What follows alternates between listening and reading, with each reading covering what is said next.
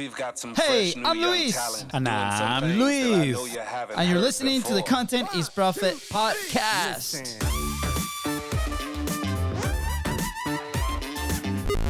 Guys, welcome back to Content is Profit part 2. If you What's haven't... up?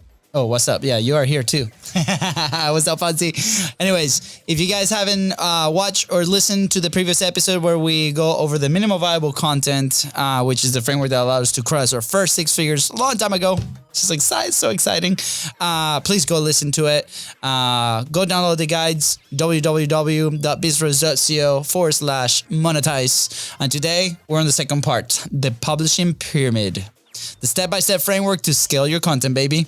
Because once you get consistent, once you get going, once you prove your minimum viable content works, this is what you want to do, right? So do you have some initial thoughts, Fonzie? No. Let's go. Let's go. dive in. Okay. Well, but so I do have some initial comments. You might hear some sniffles in the microphone because of allergies going crazy.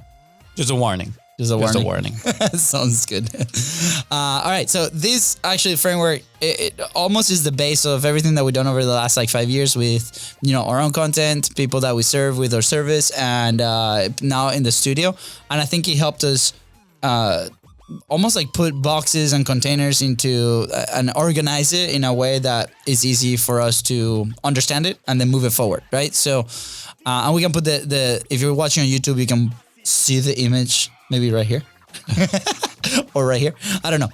Mava will put it on. But anyways, at the very top, right, there's some things that we got to understand first and then start executing. So number one, the thing that we got to understand is the resources that are needed to scale. Understanding, because a lot of it, we see people creating wonderful content, whether that's very good quality messaging content or very appealing visual content, right? Whether it's being educating or entertaining, right? And then we try to mimic something like that, but we don't understand maybe the resources that it takes to get there. So understanding a little bit of that. Just this morning, I was listening to an episode with Alex Leila Hormozi where, they were talking about standards and excellence, right? And when they met with their YouTube team, they're like, hey, here's the briefing that we have. And the briefing is based on a full week worth of research and framing the shots and all these things that the team worked really hard for them to then film and be a successful content machine, right? So understanding what that takes. For us, we were trying to mimic, the frequency and the consistency that Gary Vee or Penjun or Grant Cardone were doing at the time when we first started this, about 5 years ago, where it was super frequent, but we didn't have the team that they had, right? I remember listening to Gary Vee saying that he had 3 TikTok specific editors at the time. And we're like, well, we're 2 freelancers with 30 minutes a day. Clearly, we're not going to be able to put that output out there, right? So understanding who you're trying to model is a very important first step. Any thoughts there? No. Keep going. Cool. Right below that, right, we see capacity. Now, based on those resources, so that could be time, that could be you, your skills, that could be your team.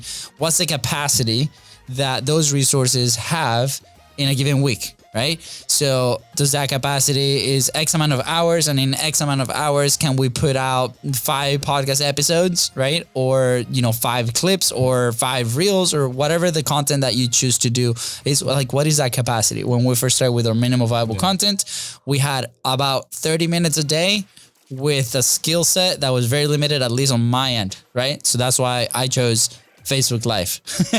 Yeah, your skill was very limited. Yeah, very limited. So I chose go Facebook Live, right? And improve on my message, right? Then, fast forward a few years, that capacity has improved today because, we have a studio where we can just sit down and hit the record. The quality is high. And then we have a post-production team that handles, the main episode and the clips, for example, right? So what does that look like to you? What is the capacity that you have today to get started?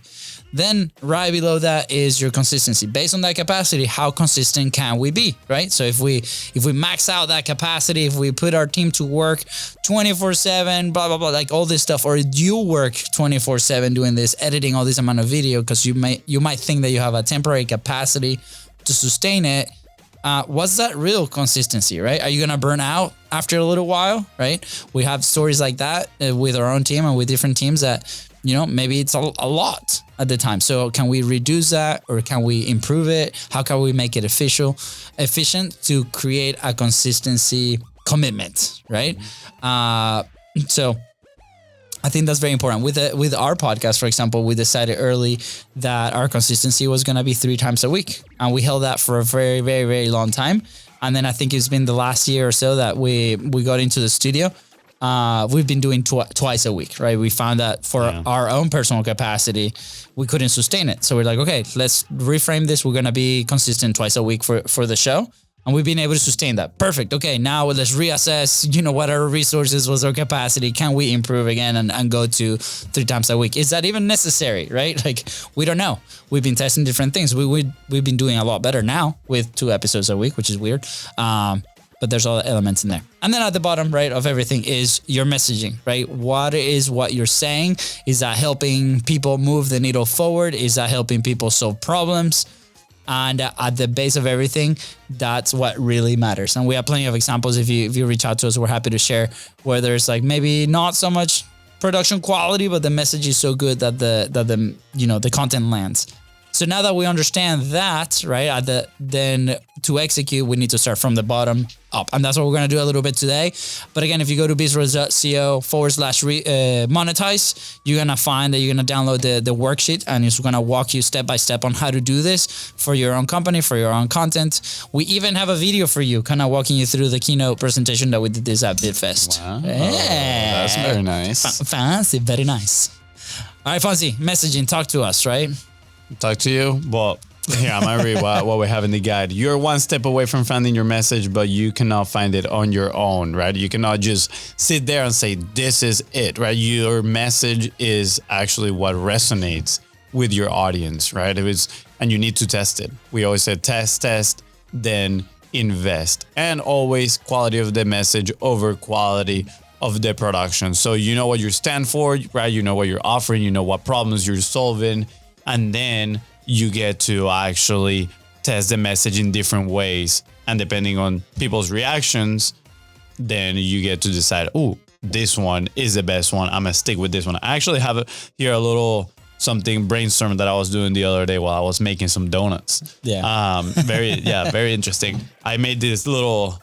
Did you now make donuts? No, it's funny because I actually wrote it down on a piece of paper that we use at the shop to... write down which donuts people want. I was in the moment and I had a little download, but there are a lot of elements for your message, right? And I'm just kind of like briefly touching these. You can write them down. If you have any questions, you can reach out. I'll be more than happy to help you out. But, a good content system for your messaging, right? Most people always get stuck on what do I say? How do I say it? So first we need to solve what do I say? And that is the part that, you won't necessarily find it just by yourself, by, being all introspective. Like you will have to write down the topics, put down, the things that you want to say, and then put it out into the world to see people's reactions and let people vote with their attention. So for this, there are a few things that you can say or that you can write down and have handy. So when you decide to create content, you don't get stuck thinking, what do I say now? But you go to this list and you can pick a few and create a good piece of content. All right. Number 1 is stories, right? Because stories drive emotion. They can be your stories. They can be other people's stories. They can be, whatever, analogies, metaphors. But stories usually drive emotions and they're great to highlight points and teach people stuff. 2, data.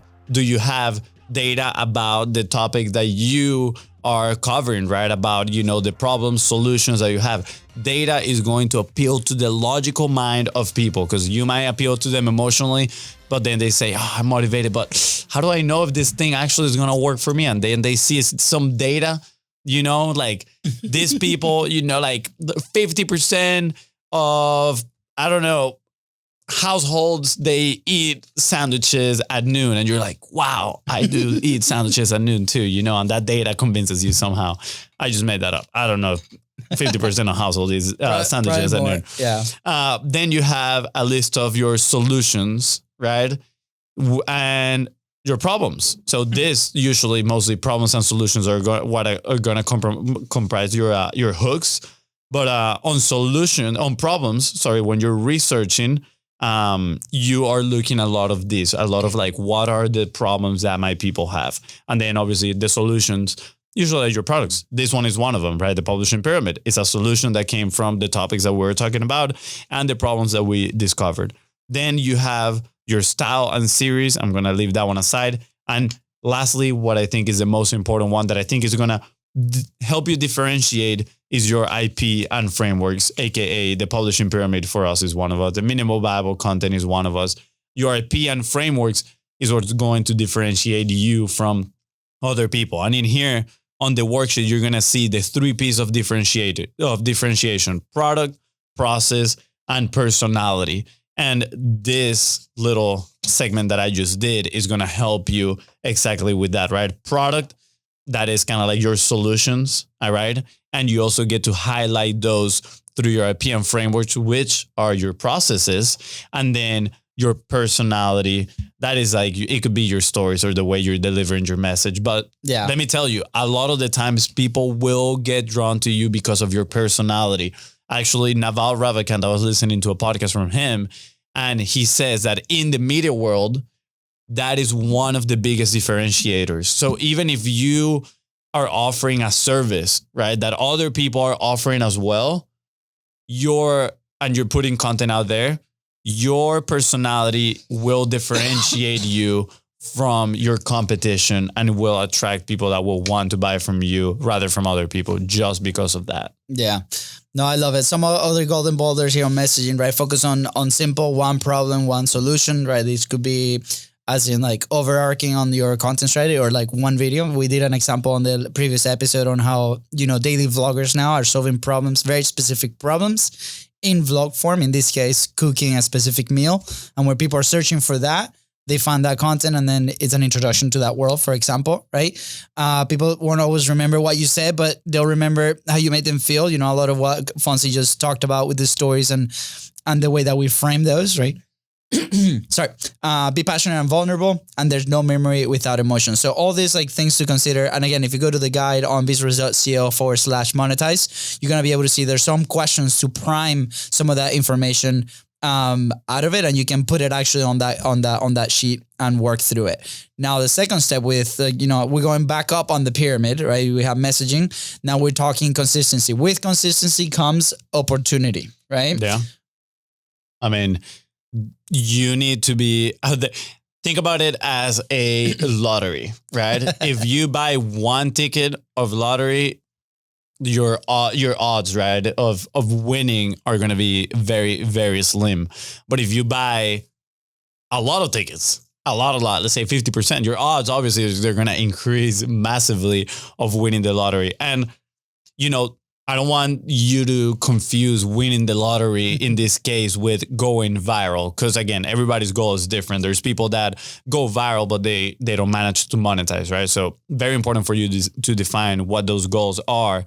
But by being consistent, right? AKA buying lots of lottery tickets, putting a lot of your message out there, you will put yourself in better positions to reach whatever goal it is, right? So if your goal is sales, right? Convert viewers into conversations that can lead into sales, more consistency will probably lead to more opportunities for that conversion. Yeah. I mean, a good example of that was when we first did our first 45 live, going 45 days, doing live videos on Facebook. I remember after 15 days, this person reached out, which led to one of our biggest deals at the time, and it changed the course of our company. This person reached out on LinkedIn. We connected once maybe, but he's like, man, I've been watching you every single day for the last week or so, and I want to invite you to this event. And that event is what triggered the deal, right? Which was super exciting. But if we weren't publishing for those 10 days, probably that never happened. And that was the first of many examples like that, right? That it has happened with our podcast. It happened with like our clips, different things. And same thing, like your clips could, be reminded people that, oh, there's a show to watch or there's a show to listen, and let's go back into listening mode to that. So think about the quality of the message over quality of the production, right? Because sometimes if we're very obsessed over quality of the production, maybe the consistency drops, right? And though we don't buy enough lottery tickets, right? Yeah. Out of sight, out of mind, out of business. Think about your minimum viable content. Go back to the previous episode. And that minimum viable content will help you get to that consistency. Why are you choking so much, dude? I'm emotional, man. This is good. This is, all time Biz Bros, man. It's good. I know. I just updated our art acronym in there. We used to say, we still say consistency is art, right? And art was an acronym for authority, relevancy, and trust.